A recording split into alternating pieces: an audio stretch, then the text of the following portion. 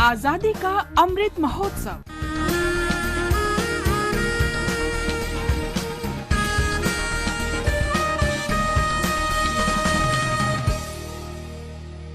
आजादी का सफर आकाशवाणी समाचार के संग। एक राष्ट्र का जन्म। भारत का गौरवशाली स्वतंत्रता संग्राम आधुनिक विश्व के महानतम संघर्षों में से एक है। आकाशवाणी समाचार आपके लिए प्रतिदिन इस संग्राम की एक झलक लेकर आता है।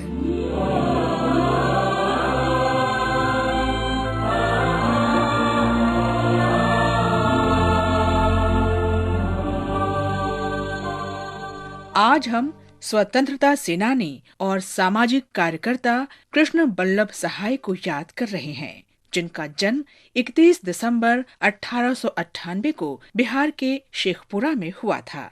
स्नातक की पढ़ाई पूरी करने के तुरंत बाद कृष्ण बल्लभ आजादी की लड़ाई में कूद पड़े।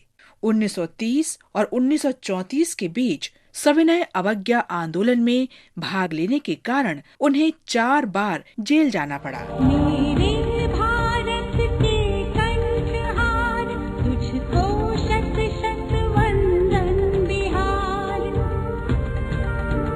तू वाल्मीकि के रामायण, तू वैशाली का लोकतंत्र, तू बोधिसत्व की करुणा है, तू महावीर का शांति मन। जेल में वे अपने गुरु श्री कृष्ण सिन्हा से मिले। 1942 में भारत छोड़ो आंदोलन पूरे देश में बड़े पैमाने पर शुरू किया गया और कृष्ण बल्लभ सहाय ने हजारीबाग में आंदोलन का नेतृत्व किया।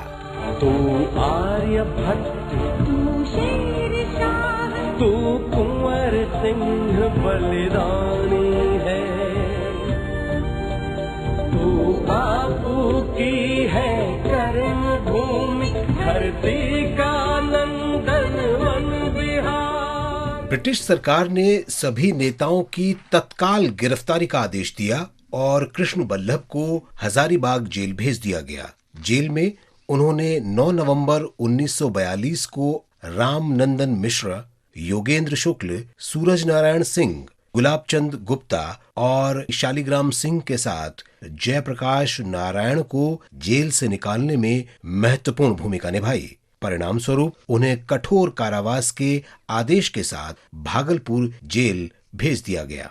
उन्होंने भारत की संविधान सभा के सदस्य के रूप में भी काम किया। अब तू माथे का विजय तिलक, तू आँखों का अंजन बिहार, तू शत शत वंदन बिहार, मेरे भारत के। आजादी के बाद जब बिहार में अंतरिम सरकार बनी तो कृष्ण बल्लभ सहाय को राजस्व मंत्रालय का प्रभार सौंपा गया। उन्हें 1952 में जमींदारी व्यवस्था को खत्म करने के लिए देश में पहला अग्रणी कानून लिखने और भूमि सुधारों में प्रमुख भूमिका निभाने का श्रेय जाता है। 5 मई 1974 को पटना से हजारीबाग जाते समय एक सड़क दुर्घटना में उनका निधन हो गया। इस महान आत्मा को हमारी श्रद्धांजलि।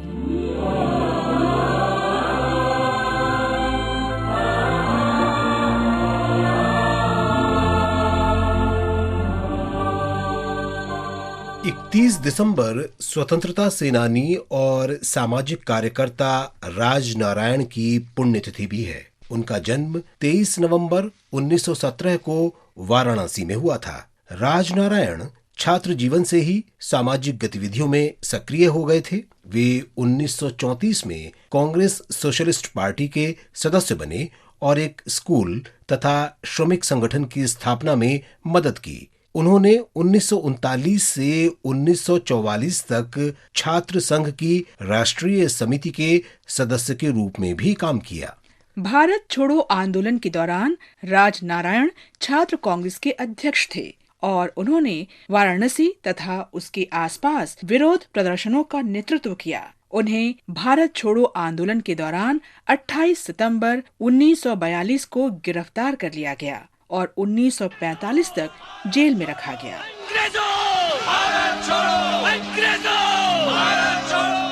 जब देश आजाद हुआ राजनारायण सोशलिस्ट पार्टी में शामिल हो गए। वे आचार्य नरेंद्र देव और डॉक्टर राम मनोहर लोहिया के करीबी थे। वे 1966 में सोशलिस्ट पार्टी से राज्यसभा के सदस्य बने।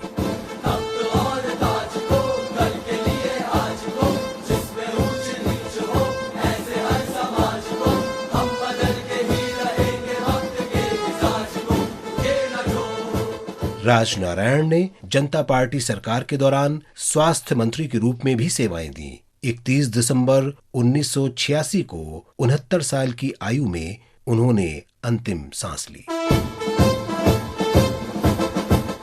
31 दिसंबर तमिल पत्रकार टीएम चिदम्बरा रघुनाथन की भी पुण्यतिथि है, जिन्हें 1942 में भारत छोड़ो आंदोलन में भाग लेने पर जेल भेजा गया था।